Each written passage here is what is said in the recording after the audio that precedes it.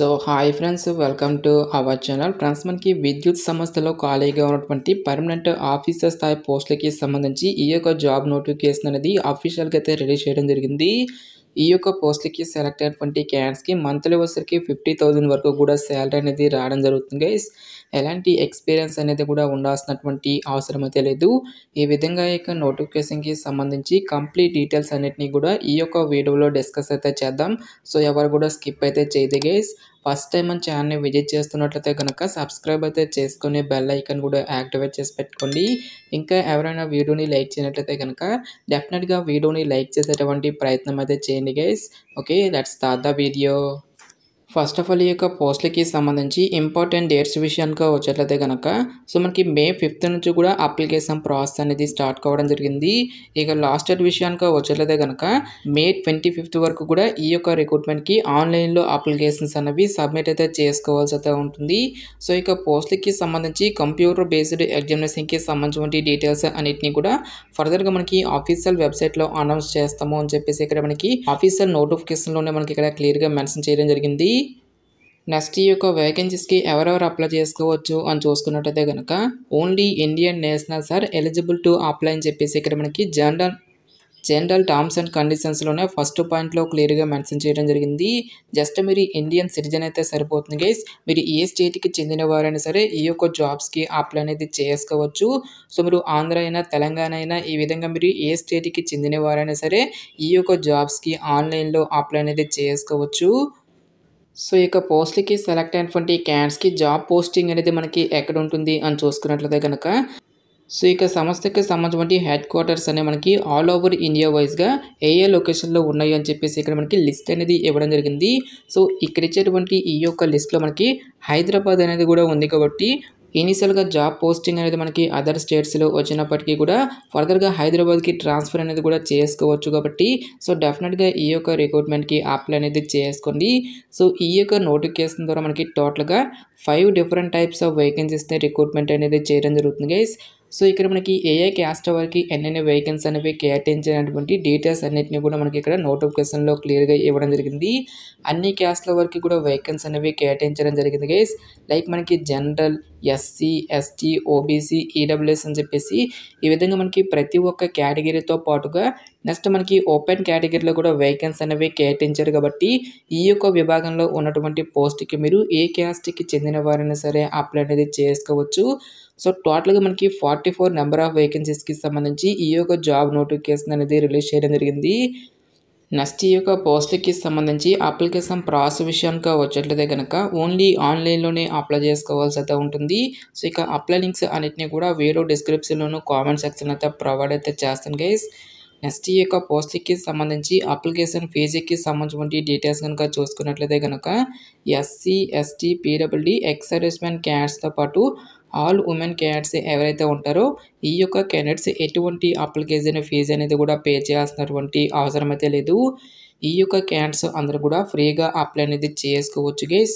So remaining కేటగిరీకి చెందినటువంటి candidates అందరూ కూడా technician grade 1, assistant grade 2, assistant library అనేటువంటి ఈ యొక్క ఉద్యోగాలకి మీరు అప్లై చేస్తున్నట్లయితే కనుక 700 rupees, scientific assistant, engineering assistant, junior Hindi translator అనేటువంటి ఈ యొక్క పోస్ట్కి మీరు అప్లై చేస్తున్నట్లయితే కనుక 1000 రూపీస్ అప్లికేషన్ ఫీజు అనేటువంటి దాన్ని ఆన్లైన్లో పే చేయాల్సి అయితే ఉంటుంది. సో పోస్టుల వారుగా ఎసెన్షియల్ ఎడ్యుకేషనల్ క్వాలిఫికేషన్తో పాటు పే స్కేల్ అనేది ఏ విధంగా ఉంటుంది అని చూసుకున్నట్లయితే కనుక అసిస్టెంట్ గ్రేడ్ 2, అసిస్టెంట్ లైబ్రరీ అనేటువంటి ఈ యొక్క పోస్టులకి సెలెక్ట్ అయినటువంటి క్యాండిడేట్స్కి సెంట్రల్ గవర్నమెంట్ లెవెల్ 4 ప్రకారం బేసిక్ పైన మనకి 25,000 రూపీస్ అనేది పే చేయడం జరుగుతుంది గైస్. ఈ యొక్క బేసిక్ పేతో పాటు చాలా రకాల కేంద్ర ప్రభుత్వానికి సంబంధించి అలవెన్సెస్ అనేవి కూడా మనకి పే చేయడం జరుగుతుంది కాబట్టి ఈ విధంగా అన్ని అలవెన్సెస్ కలుపుకుంటే దాదాపుగా మనకి 50,000 వరకు కూడా మంత్లీ శాలరీ అనేది రావడం జరుగుతుంది. నెక్స్ట్ సైంటిఫిక్ అసిస్టెంట్ ఉద్యోగాలతో పాటుగా ఇంజనీరింగ్ అసిస్టెంట్ ఉద్యోగాలకి జూనియర్ హిందీ ట్రాన్స్లేటర్ అనేటువంటి ఈ యొక్క ఉద్యోగాలకు వచ్చేసరికి బేసిక్ పైన మనకి సెంట్రల్ గవర్నమెంట్ లెవెల్ 6 ప్రకారం 35,000 రూపీస్ అనేది పే చేయడం జరుగుతుంది.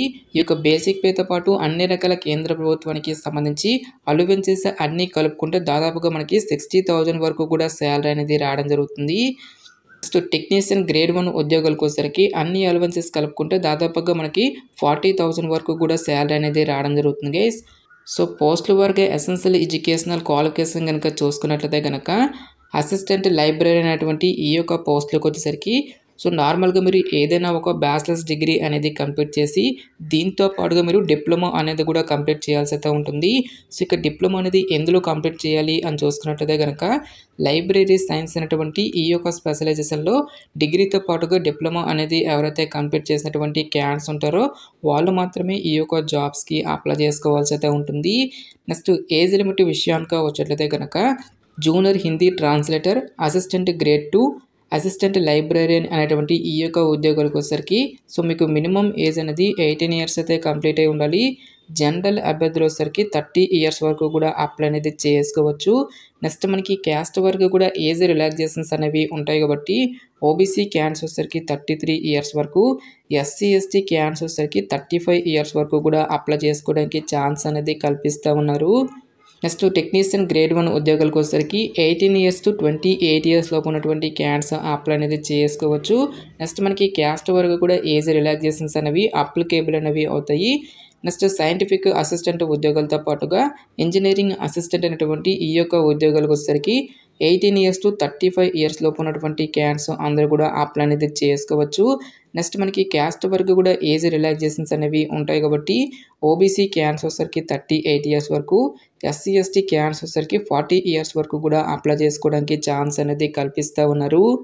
సో అసిస్టెంట్ గ్రేడ్ 2 ఉద్యోగాలకి సంబంధించి ఎడ్యుకేషనల్ క్వాలిఫికేషన్ కనుక చూసుకున్నట్లయితే కనుక సో ఇక్కడ ఇచ్చేటువంటి ఈ యొక్క పర్టికులర్ డిగ్రీస్లలో ఎవరైతే బ్యాచిలర్స్ డిగ్రీ అనేది కంప్లీట్ చేసి దీంతో పాటుగా NIELIT అనేటువంటి ఈ యొక్క సంస్థ కండక్ట్ చేసేటువంటి బేసిక్ కంప్యూటర్ కోర్స్ అనేది కూడా ఎవరైతే కంప్లీట్ చేసినటువంటి క్యాండిడేట్స్ ఉంటారో వాళ్ళు మాత్రమే ఈ యొక్క జాబ్స్కి అప్లై చేసుకోవాల్సి అయితే ఉంటుంది. జూనియర్ హిందీ ట్రాన్స్లేటర్ అనేటువంటి ఈ యొక్క ఉద్యోగాలకు వచ్చేసరికి హిందీ అండ్ ఇంగ్లీష్ అనేది ఎలెక్టివ్ సబ్జెక్ట్గా ఉండి ఎవరైతే బ్యాచిలర్స్ డిగ్రీ అనేది కంప్లీట్ చేసినటువంటి క్యాండిడేట్స్ ఉంటారో వాళ్ళు మాత్రమే ఈ యొక్క జాబ్స్కి అప్లై చేసుకోవాల్సి అయితే ఉంటుంది.